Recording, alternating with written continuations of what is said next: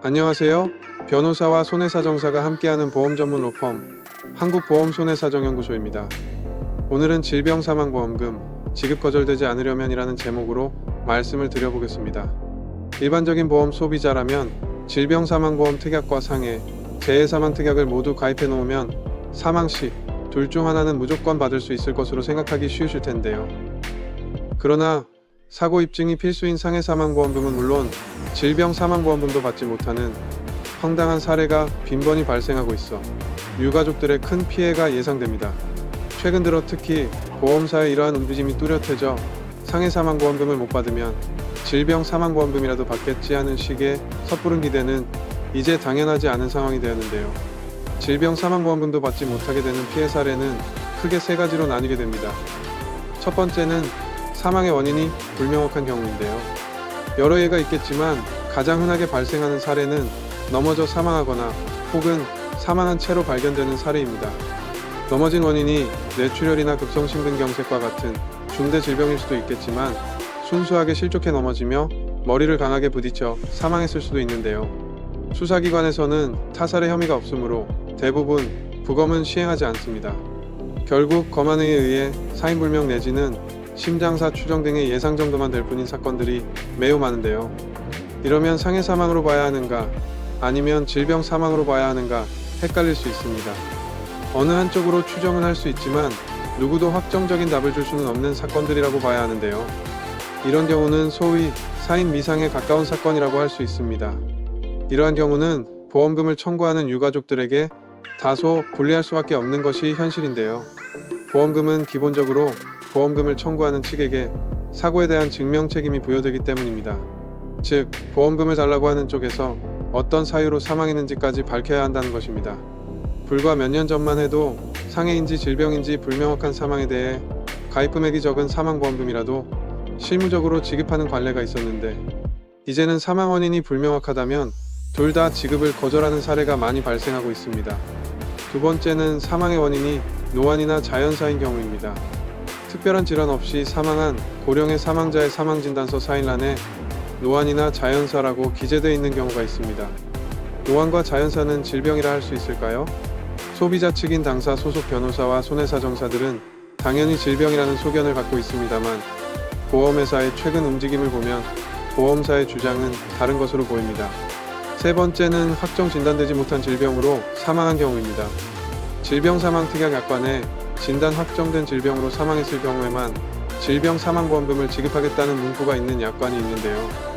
이는 소비자에게 매우 불리한 약관입니다.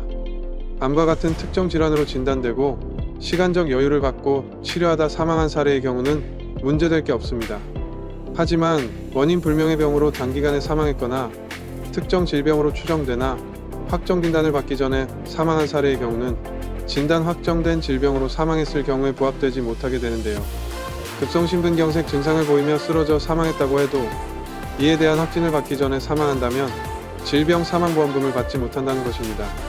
질병으로 인한 사망이 분명함에도 어떤 질병으로 사망했는지에 대한 입증과 함께 확정 진단까지 입증해야 하는 책임을 부여한 약관이기에 명백하게 불합리한 약관이라 생각됩니다. 이러한 상황에 부닥친 유가족들은 반드시 보험금 청구 전에 당사와 같은 소비자 측 전문회사에 상담을 받는 것이 좋습니다.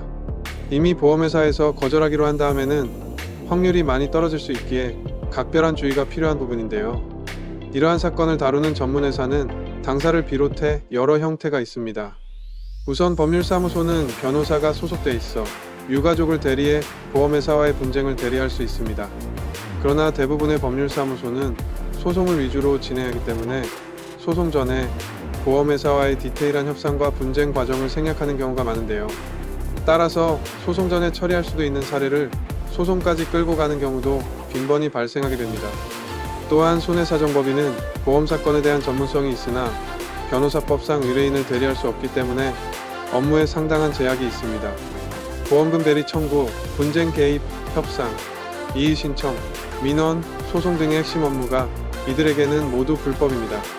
결국 합법적으로는 의견서 작성과 제출 정도의 업무만 해줄 수 있으므로 보험회사와의 분쟁은 유가족들이 직접 해야만 합니다.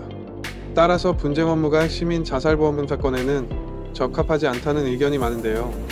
유가족이 원하는 바를 모두 충족하려면 저희 한국보험손해사정연구소와 같이 변호사와 손해사정사가 모두 소속된 로펌이어야만 가능한데, 저희는 약 3개월가량 보험회사와 직접 분쟁을 하고 결과가 좋지 못할 경우에만 의뢰인의 의사에 따라 소송을 진행하기 때문에 소송까지 가지 않고 처리되는 확률도 높은 편입니다. 저희는 일반적인 손해사정법인과는 달리 대리행위도 합법이므로 유가족들이 보험회사와 직접 부딪혀야 하는 스트레스를 최소화할 수 있으며, 금에도 불구하고 비용 체계는 일반적인 손해사정법인과 동일한 수준이어서 소비자들의 만족도가 높은 편입니다. 혼자서는 해결할 수 없는 보험 분쟁, 보험 전문 로펌의 도움이 필요한 순간은 언제일까요? 자살 사망을 재해 사망으로 인정받아 보험금 수령을 원할 때, 사망의 원인과 관련된 분쟁이 발생한 경우, 교통사고로 인한 재해나 사망으로 과실 분쟁 및 합의가 필요한 경우, 일반암 진단을 받았으나 소외감에 해당하는 보험금을 수령한 경우, 병원 진단과 보험사 진단, 즉 질병 코드가 달라 보험금 지급이 거절된 경우, 양성 경계성 종양으로 진단받았으나 암으로 인정받을 여지가 있는 경우 등 고액보험금 지급 분쟁이 예상되실 때에는 보험 전문 로펌의 조력을 받으시는 것이 좋은데요. 저희 한국보험손해사정연구소는 다른 기관들과 달리 상담비나 착수금이 없으며 전화나 이메일, 카카오톡을 통한 무료 상담이 가능합니다. 또한 저희는 별도의 변호사 선임비가 없고 수임료 또한 재판 결과에 따른 성공보수의 형태로 진행되는데요. 수임료는 보통 타 손해사정법인과 동등한 수준이며 케이스의 난이도에 따라 달라질 수 있습니다. 또한 착수금 없이 성공보수 형태로 수임료를 지불하기 때문에 보험금을 받지 못한 경우 수임료 없이 사건이 종결됩니다. 보통 일반적인 법무법인들은 소송을 강권하는 경우가 많지만 저희는 소송 전 청구 단계에서 마무리되는 비율이 80에서 90%에 달하며, 또한 소송까지 진행 시에도 변호사를 따로 알아보고 새로 시작하실 필요가 없습니다. 저희 한국보험손해사정연구소에서는 자살보험금, 암보험금, 면책보험금, 자동차보험금, 후유장애보험금 등 다양한 유형의 보험 분쟁을 진행하고 있으며 여러가지 분쟁에서 보험금 수령에 성공해 왔는데요. 심신상실 상태에서의 자살사고, 자살로 단정할 수 없는 사망사고, 제자리 암종의 암진단비 수령, 초기 발견암 또는 종양의 암진단비 수령, 일반암과 소외감 부분이 모호한 종양, 의사의 주관적인 성향에 따라 달라지는 암 유무, 과도한 고지의무 위반 적용, 설명의무 위반 입증 등 중대한 보험 분쟁에 대하여 보험금 수령에 성공한 다수의 경험이 축적되어 있습니다. 주요 사례를 말씀드리면, 가족이 우울증 치료 중 극단적인 선택으로 사망하였던 유가족 H씨는 가입한 상품약관에 자살은 보험금 지급이 불가하다는 조항이 있음에도 불구하고 저희에게 맡기신 후 약 2개월 만에 심신상실 사망사고로 인정받아 재해사망보험금 전액을 수령하실 수 있었고, 직장유 암종이 발견되었던 50대 A씨의 경우 주치의는 암으로 진단하며 C20 코드를 주었지만 보험사에서 조직검사 결과 암으로 보기 어렵다며 끝내 보험금 지급이 거절되었었는데요. 저희에게 맡기신 후 분쟁 1개월 만에 암으로 인정받고 암 진단비와 수술비로 2천만 원을 수령하셨고, 갑상선암 림프절전이가 되었던 40대 C씨는 2011년 이후 가입한 원바람 기준분류 특약상품이 가입한 약관상 갑상선 전이암은 소외감으로 분류되었으나 저희에게 맡기신 후 소송 전 종결로 약 3주 만에 가입 시기와 상관없이 암 진단비와 수술비에 대하여 일반암 보험금을 수령하셨으며, 주치의가 난소경계성 종양으로 진단했던 40대 H씨는 보험에 가입했던 약관상 해당 질병인 D39의 경우 소외감으로 분류되어 적은 보험금을 지급받게 된 상황이었으나 저희에게 맡기신 후 약 2주 만에 암 진단비와 수술비에 대하여 일반암 보험금을 수령하실 수 있었습니다. 저희는 오랜 경험과 탁월한 전문성으로 이러한 성공 사례들을 다수 보유하고 있습니다. 단, 개인적으로 청구를 하셨다가 거절된 사례는 아무래도 성공 확률이 낮아질 수밖에 없으니 분쟁이 예상되는 사례들은 미리 상담을 받고 사전에 의뢰를 하시길 권해드립니다. 그리고 저희는 다음과 같은 프로세스로 보험 분쟁에 대한 원스톱 서비스를 제공해드리고 있는데요. 처음에 보험금 대리 청구 후 손해사정 합의 및 조정을 통해 보험금 지급이 되시는 경우에는 수임료를 지불하시고 사건을 종결짓게 되며, 만일 손해사정 합의 및 조정이 원만히 진행되지 않고 보험금 지급이 거절될 경우 변호사 수임료를 받지 않고 저희가 자체적으로 소송을 진행해드리며, 승소하게 될 경우 성공보수 개념으로 지급받으시는 보험금액에서 수임료를 지불하시게 되고, 패소할 경우에는 수임료 없이 사건을 종결하게 됩니다. 저희 한국보험손해사정은 보험금 손해사정부터 소송까지 원스톱 법률 서비스를 제공해드림으로써 초기 비용이나 별도의 추가적인 비용 없이 보험금 지급을 받으실 수 있도록 해드리고 있습니다. 저희 한국보험손해사정연구소는 기존의 법무법인이나 손해사정법인과는 확실한 차이가 있는데요. 기존 법무법인들은 다양한 유형의 사건들을 모두 다루기 때문에 보험금 지급 관련 분쟁 사건이 주요 업무가 아닙니다. 따라서 보험 관련 보상 서비스에 대한 전문성과 만족도가 떨어질 수밖에 없습니다. 또한 소송 전 손해사정을 통한 분쟁 단계를 거치지 않고 곧바로 소송을 진행하게 되므로 불필요하게 분쟁 규모를 키우게 되어 시간과 비용이 낭비될 수밖에 없는데요.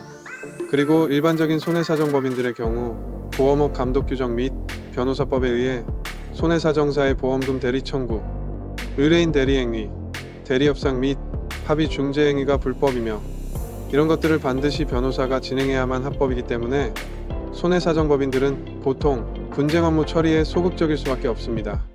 만일 이를 위반하게 되면 역으로 보험사로부터 의뢰인이 검찰이나 경찰에 고발을 당하게 될 수도 있기 때문인데요.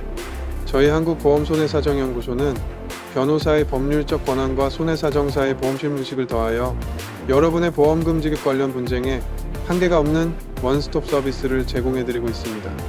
저희는 보험실무식을 갖춘 보험사 출신 손해사정사와 보험 전문 변호사의 법률적 권한과 역량을 바탕으로 보험 분쟁 및 합의와 관련한 업무 범위에 있어 아무런 제한 없이 원스톱으로 진행을 해드리고 있으며 소송 시에도 별도의 변호사 선임이 없이 사건을 진행해드림으로써 2중 3중으로 비용을 지출하지 않도록 해드리고 있습니다.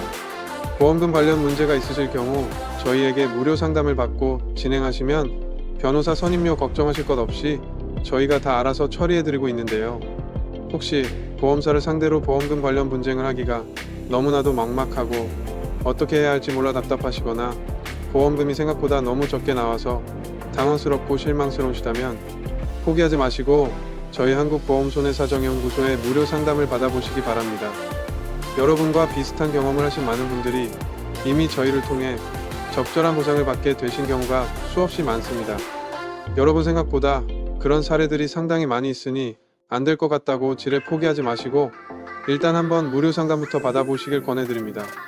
풍부한 경험의 손해사정사와 실력 있는 보험 전문 변호사의 노하우로 여러분이 더 나은 보상을 받으실 수 있도록 최선을 다해드리겠습니다.